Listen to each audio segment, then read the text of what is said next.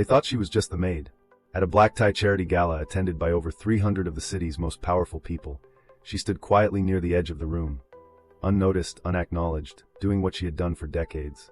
Then, in front of everyone, they slapped her. The sound cracked through the ballroom louder than the music. Champagne glasses froze midair. Phones lifted instantly. Some laughed. Some gasped. No one stepped in. They called her careless. They called her disrespectful. They said someone like her didn't belong anywhere near the billionaire whose name was printed on every banner in the room. What no one in that ballroom understood was that the woman they humiliated was the last person who should have been touched. She didn't shout. She didn't defend herself. She didn't even look angry. She simply lowered her eyes, steadied her breath, and took one slow step back. Whispers spread. Why was she so calm? Why wasn't she begging?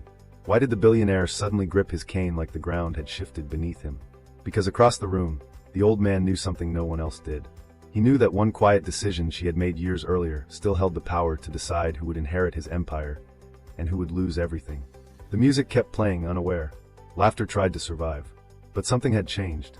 And before the night was over, reputations would collapse, fortunes would be rewritten, and the people who believed power was loud and inherited would learn how dangerous quiet loyalty could be. Stay to the end of this video to discover what the maid was really protecting, the mistake that haunted the billionaire for decades, and the forbidden truth that shattered his family's world forever. Kindly do us a favor and subscribe to our channel. It is free and it doesn't cost anything, but it means the world to us. We're just a small channel trying to grow. Thank you, and back to the video. The slap landed before the music finished its note. It cracked through the ballroom sharp and sudden, skin on skin, a sound so loud it silenced 300 conversations at once. A crystal glass slipped from someone's hand and shattered near the stage. Phones froze midair. Laughter died in throats that had been full seconds earlier. The woman who was hit did not stumble. She stood exactly where she was, fingers curled calmly at her sides, chin lifted just enough to steady her breath. Her cheek burned. A thin red mark bloomed beneath her skin. Still, she said nothing. The woman who struck her stood frozen too, chest rising fast, eyes wide as if she had not meant to go that far. For half a heartbeat, the room held its breath. Then someone laughed. It was nervous, short, the kind of laugh people use when they are not sure what they just witnessed, but want to pretend it was acceptable. Another phone rose. A voice near the bar whispered, "Did she just slap the maid?" The word "maid" moved through the room like smoke. The woman who had been struck turned her head slightly, not toward the one who hit her, but toward the far end of the ballroom, where an elderly man sat beneath a cascade of white lights. He gripped a silver-handled cane. His knuckles had gone white. "Elena," he said, his voice barely louder than the hum of the chandeliers. She met his eyes for a fraction of a second. In that look was something no one else noticed. Not fear, not shame. It was recognition, understanding, a quiet promise. She lowered her gaze and took one step back. "I will step outside, sir," she said softly. Her voice carried farther than expected. It was steady, controlled, the kind of voice that did not ask permission. Murmurs rippled across the room. Who does she think she is? Did you see the way she looked at him? She should know her place. The woman who had slapped her recovered first. Her lips curled into a thin smile that did not reach her eyes. "Good," she said loudly, "because you were getting far too comfortable hovering where you do not belong." Elena did not respond. She turned and walked through the crowd, her posture straight, her pace unhurried. People moved out of her way without realizing why. Some stared at the red mark on her cheek. Some stared at the way she carried herself, as if she were the only person in the room not performing. Behind her, the billionaire tried to stand. "Wait," he said, pushing against the arm of his chair. A man in a tailored suit leaned down urgently. "Sir, please, you should sit. Your heart." The old man sank back slowly, his eyes never leaving Elena's retreating figure. "You should never have touched her," he whispered. No one heard him. The gala resumed as if someone had pressed play again. Music crept back into the air. Servers resumed their careful steps. Laughter returned, thinner now, edged with uncertainty. The woman who had struck Elena lifted her chin and smiled for the cameras. "Honestly," she said to the people nearest her, "staff these days forget themselves." Someone nodded eagerly. "You handled that well." She exhaled, tension leaving her shoulders. "This night is important. I will not let anyone ruin it." Her husband approached then, tall, confident, already irritated. "What happened?" he asked under his breath. "She was in the way," his wife replied, "hovering around your father like she owned him." His mouth tightened. You did not need to make a scene. She needed to be reminded. Across the room, a woman whispered to her date. I do not know. Something about that felt wrong. Her date shrugged. She is just staff. Just staff. Elena stepped into the corridor outside the ballroom. The noise dulled instantly. The air was cooler. She paused near a marble column and closed her eyes for 1 second. Her cheek throbbed. She pressed her fingers lightly against it, then lowered her hand and smoothed her uniform. Her breathing remained even. Are you all right? A young server whispered as she passed. Elena gave her a small smile. Yes. The server hesitated. I am sorry. That should not have happened. Elena nodded once. Thank you. She walked toward the service elevator, but stopped when she heard footsteps behind her. Elena. She turned. The billionaire's youngest daughter stood there, eyes glossy, hands trembling. I saw, she said. I tried to stop it, but it happened so fast. Elena inclined her head. It is done. You do not deserve that, the daughter whispered. Elena's gaze softened. None of this is about deserving. The daughter swallowed. Father is upset. Elena looked past her, toward the heavy ballroom doors. I know. Silence stretched between them. Will you leave? The daughter asked. Elena did not answer immediately. When she did, her voice was careful. I will do what is necessary. The daughter searched her face. What does that mean? Elena touched the small leather folder tucked beneath her arm. It means tonight will end differently than they expect. The daughter's breath caught. Elena, what are you saying? But Elena was already moving again, footsteps measured, unhurried, as if time itself bent slightly around her. Inside the ballroom, the host took the stage and raised his glass.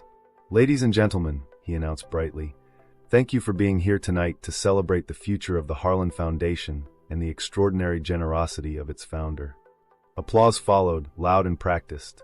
The billionaire forced a smile and lifted his glass with shaking fingers. The woman beside him leaned close. Smile, she whispered. The cameras are everywhere. He did, but his eyes kept drifting to the door Elena had passed through.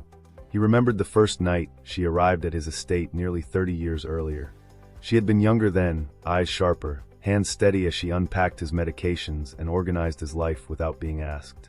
You will find I am not easy to work for, he had told her. She had smiled faintly. I am not here to be liked, sir. She had kept that promise. She had been there when his wife died, when his children fought, when his brothers tried to take control of his company, while he lay in a hospital bed unable to speak. She had held his hand and said, You are not finished. She had meant it. Now, watching his daughter-in-law bask in the attention of strangers, he felt something twist painfully in his chest. She does not understand, he murmured. The man beside him frowned. Sir? She does not understand what she just touched. The applause swelled. The host gestured toward the stage entrance. Please welcome the future leaders of our foundation. The daughter-in-law rose gracefully and waved.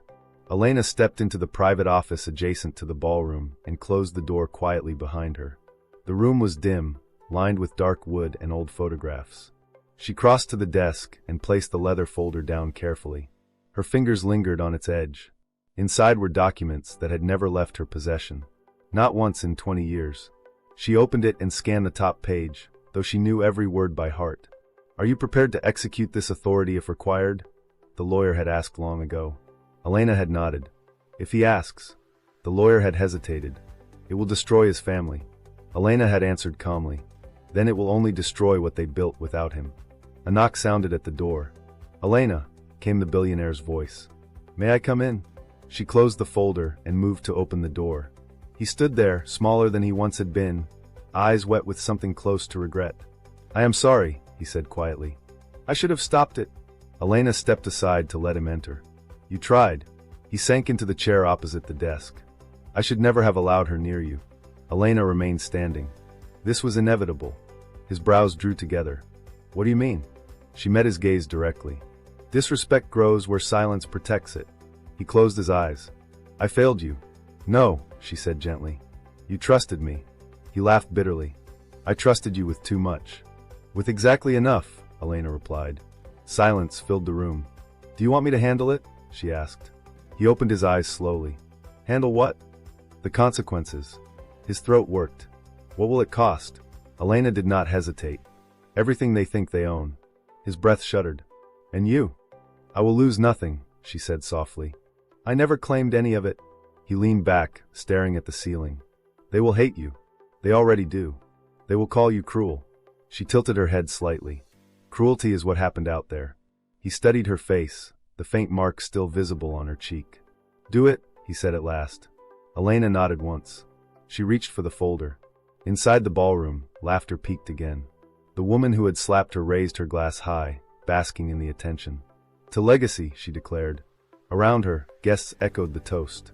None of them noticed the screens along the wall flicker briefly before stabilizing. None of them noticed the old man's smile fade into something solemn.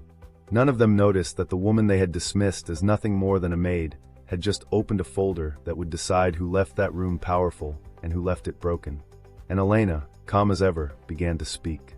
Elena's voice did not rise when she began. It did not need to. The first directive, she said, eyes scanning the page, takes effect immediately upon verbal confirmation from the principal. The old man nodded once. His jaw was set, the way it used to be before board meetings that decided the fate of entire divisions. Confirmed, he said. Elena turned the page. Inside the ballroom, the toast rolled on. People laughed too loudly, relief settling back into their bones now that the uncomfortable moment had passed. The woman in the silver gown leaned toward her husband and whispered, "See? Nothing happened." Her husband nodded, already distracted by a man offering congratulations. "Of course nothing happened. You worry too much." Across the room, a cluster of executives checked their phones absent-mindedly, expecting messages about market openings or late flights. The first phone vibrated. A man near the back frowned at his screen. "That's odd," he muttered. His wife glanced over. "What is it?" He blinked. "The foundation account just locked me out." She laughed. "Probably a system refresh." Another phone chimed. Then another. A woman near the bar stiffened. "Richard," she said sharply, grabbing her husband's arm. "My transfer did not go through." He pulled out his phone, irritation flashing across his face. This is not the time. But when he looked, his expression changed. Across the ballroom, murmurs began to rise again, different from before. Quieter at first. Confused. Uneasy. "What do you mean access denied? I was just on that account this morning. Call finance. Why are the screens glitching?" On stage, the host faltered mid-sentence as one of the large displays behind him flickered and went black. He laughed nervously. "Looks like our tech team is celebrating too hard tonight." Scattered chuckles followed, but they did not carry. The billionaire shifted in his seat. His daughter noticed and leaned close. "Father?" He did not answer. Inside the private office, Elena turned another page. The second directive transfers executive authority of the Harlan Foundation to the interim trustee. She paused, then spoke clearly. "That trustee is me." The old man closed his eyes. In the ballroom, the woman in silver felt a strange chill creep up her spine. "Why did the music stop?" she whispered. The string quartet had lowered their bows, glancing at each other uncertainly. The host tapped the microphone. "Nothing." A tall man in a dark suit hurried up to the stage, phone pressed to his ear, his face draining of color. "Ladies and gentlemen," the host said, swallowing hard, "please give us a moment." The chatter surged, sharp and uncontrolled. "What is going on? This is embarrassing. Someone fix it." The tall man leaned toward the host and whispered urgently. The host's eyes widened. "Now." The tall man nodded. "Now." Richard pushed through the crowd toward the stage, his wife following close behind. "Explain," he demanded. The tall man turned, eyes flicking briefly to the elderly founder, then back to Richard. "Sir, we have a situation." "What kind of situation?" Richard snapped. "A legal one." His wife scoffed. "Do you know who we are?" "Yes," the man said quietly. "That is the problem." A new image appeared on the screens behind them. Not a logo. Text. Simple. Stark. Effective immediately. All discretionary access to Harlan Foundation funds is suspended pending trustee review. The room erupted. "What does that mean? Suspended? Who authorized this?" Richard spun toward his father. "Did you know about this?" The billionaire did not move. Vanessa's voice rose. "This is a joke. Shut it down." The tall man shook his head. "We cannot." "Why not?" she demanded. "Because the authorization did not come from us." Her breath hitched. "Then from who?" The man hesitated, then said it. "From Elena." The name cut through the room like a blade. A woman near the front whispered, "The maid?" Vanessa laughed sharply, too sharply. "That is not funny." The billionaire finally stood, leaning heavily on his cane. The room quieted, instinctively. "Elena is not the maid," he said. Silence fell. "She is my executor," he continued. "My trustee. And the only person I trusted to protect this foundation from becoming exactly what it has become tonight." Vanessa's face drained of color. "You are lying." The old man looked at her with a sadness that felt heavier than anger. "You struck the woman who holds my final authority." Richard's mouth opened, then closed. "Father, you cannot be serious." "I have never been more serious," he said. Inside the private office, Elena's phone vibrated. She glanced at the screen and answered. "Proceed." Outside, another screen lit up. Appointment of interim trustee confirmed. All board decisions subject to review. Gasps rippled through the ballroom. A man shouted, "This is a coup." Another hissed, "This is impossible." Vanessa staggered back a step. "You are humiliating me," she whispered to her husband. "Fix this." Richard turned on his father. "You are letting her do this because of a slap." The old man's eyes hardened. "I am letting her do this because you let her slap someone who kept this family alive." Vanessa's voice cracked. "She is nothing." The word echoed, ugly and loud. From the back of the room, a clear voice spoke. "She is everything you never bothered to see." Heads turned. Elena stood in the doorway. The mark on her cheek was still faintly visible. She walked into the ballroom slowly, every step measured, every eye drawn to her. People parted without realizing they were doing it. Vanessa stared at her. "You did this?" Elena stopped a few feet away. "I executed a responsibility." "You had no right," Vanessa snapped. Elena met her gaze. "I had every right. You just never thought to ask who I was." Richard stepped forward. "This ends now. You will reverse this." Elena looked at him calmly. "I cannot." "You will," he said, voice rising. "I will have you removed." She inclined her head slightly. "By whom?"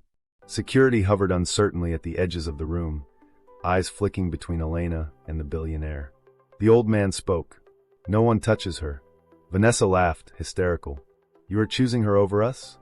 "I am choosing integrity," he replied. Elena turned slightly, addressing the room now. Tonight was meant to celebrate generosity. Instead, it revealed entitlement. A man scoffed. "You are overstepping." "I am correcting," Elena said quietly. She reached into her folder and removed another document. "This clause," she continued, "was written 15 years ago, after an internal audit uncovered misuse of foundation funds." Murmurs erupted. Richard's face paled. "What audit?" Elena's eyes did not leave him. "The one your father asked me to conceal until he was ready." Vanessa whispered, "Richard? You stole from your own foundation," Elena said. "Not money. Influence. Access. You treated charity like inheritance." Richard shook his head. "That is not true." The billionaire spoke, voice trembling. "It is." The room felt smaller, heavier. Elena turned another page. "This clause allows the trustee to remove beneficiaries whose actions contradict the mission of the foundation." Vanessa's breath came in shallow gasps. "You cannot do that." "I already have," Elena replied. The screens updated again. "Beneficiary status revoked." Vanessa screamed. "No." Richard grabbed Elena's arm. The contact was brief. Security moved instantly, pulling him back. "Do not touch her," the billionaire barked. Richard looked stunned, as if the world had shifted beneath his feet. "Father, please." Elena watched him quietly. "This did not begin tonight," she said. "Tonight was simply when you were seen." Vanessa sank into a chair, makeup streaking as tears spilled. "I said I was sorry," she sobbed. Elena tilted her head. "No. You were satisfied." The words landed harder than any slap. Around them, guests backed away, some filming, others whispering furiously. "Is this real? This is insane." I knew something was off. The host stood forgotten near the stage, hands shaking. The billionaire exhaled slowly. "Elena," he said, "what happens now?" She turned to him, her voice softening. "Now the foundation breathes again." He nodded. She looked back at Richard and Vanessa. "You will leave tonight without influence, without access, and without the protection you assumed was permanent." Vanessa shook her head violently. "You are destroying us." Elena's gaze was steady. "You destroyed yourselves long before I spoke." Silence swallowed the room. Elena closed the folder. "I am done here," she said. She turned and walked toward the exit. No one stopped her. As she passed the place where she had been slapped, she paused for a fraction of a second. Her fingers brushed the fabric of the tablecloth, then fell back to her side. Outside, the night air was cool and sharp. She stepped into it, breathing deeply. Behind her, the ballroom erupted again, not with celebration, but with panic. And Elena walked on, knowing the final consequences had yet to arrive. Elena did not look back as the doors closed behind her. The sound of the ballroom muffled into a distant roar, like a storm sealed behind glass. She walked down the marble steps with slow, deliberate calm, even as her pulse thundered in her ears. Each step felt like the release of a breath she had been holding for years. A black sedan waited at the curb. The driver straightened when he saw her. "Miss Elena," he said softly, opening the door. She paused. The word "miss" still felt strange. For so long she had been invisible, addressed only when something needed to be cleaned, carried, or silenced. "Thank you," she replied and slid inside. As the car pulled away, her phone began to vibrate nonstop. She did not answer. Inside the ballroom, the damage spread like wildfire. Richard stood frozen at the center of the chaos, staring at the screens as if they might change if he willed them to. Around him, donors argued with lawyers, executives barked orders into phones, and socialites whispered his name with a mixture of fear and satisfaction. Vanessa sobbed openly now, her carefully crafted composure in ruins. "Make it stop," she begged him. "You cannot let her do this." Richard finally moved. He turned toward his father, his face flushed with desperation. "Call her. Tell her to undo it. You can still fix this." The old man looked exhausted, smaller than he had an hour ago. "I will not," he said quietly. "You are choosing a stranger over your own son," Richard snapped. "She stopped being a stranger the day she saved your life," the billionaire replied. Richard laughed bitterly. "She was paid to do that."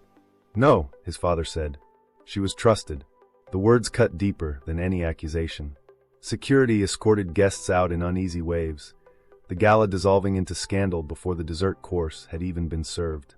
Outside, reporters were already gathering, alerted by sudden shifts in accounts and insider leaks that traveled faster than truth ever could. Inside a quiet office across the city, Elena finally answered her phone. "Yes," she said. The voice on the other end was firm and professional.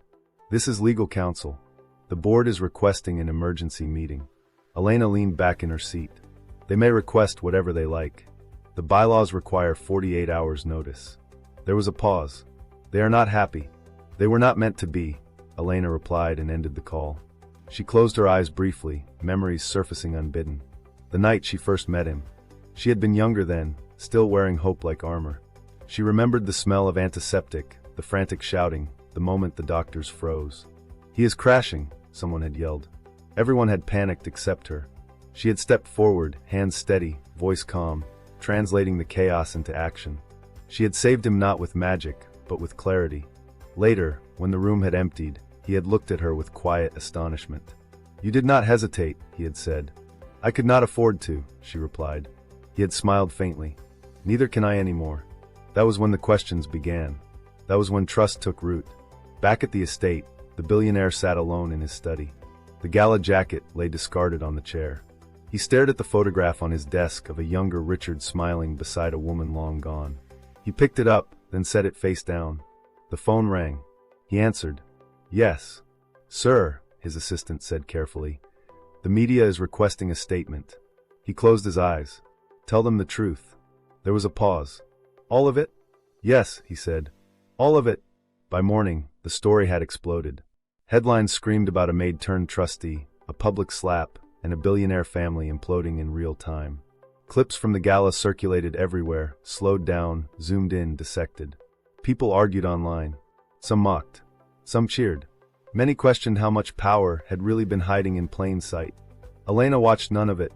She arrived at the foundation headquarters before dawn, the building quiet and humming with potential. Staff members looked up as she entered, surprise rippling across their faces. She met their gazes without flinching.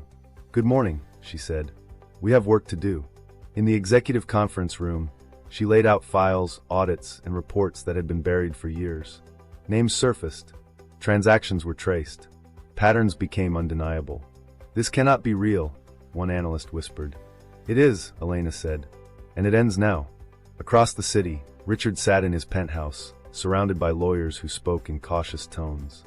"She overreached," one said. "We can challenge her authority." On the screen, Elena's signature glowed unmistakably beneath legal clauses older than any of them. Another lawyer sighed. She is airtight. Vanessa paced behind them, eyes wild. Then ruin her. Dig up something. Anything. There was silence. Richard slumped back into his chair. For the first time, fear eclipsed his anger. At the estate, the billionaire prepared for bed when there was a knock. "Come in," he said. The door opened and Elena stepped inside. He looked up, relief flickering across his face. "You came." "I needed to," she said. They sat across from each other in the quiet, the weight of decades hanging between them. "You did not have to protect me tonight," he said. "Yes," she replied softly. "I did." He studied her. "They will never forgive you." She nodded. "I did not do this to be forgiven." A long silence followed. "Do you regret it?" he asked. Elena thought of the slap, the laughter, the assumptions. "No," she said. "Do you?" His shoulders sagged. "I regret waiting so long." Outside, the world reeled from the fallout. Accounts were frozen. Boards reshuffled. Names once untouchable vanished from donor lists overnight. And through it all, one question echoed louder than the rest. Who was Elena really? The answer came days later when documents were unsealed. Elena was not just an employee. She was the legal guardian of the Foundation's original mission.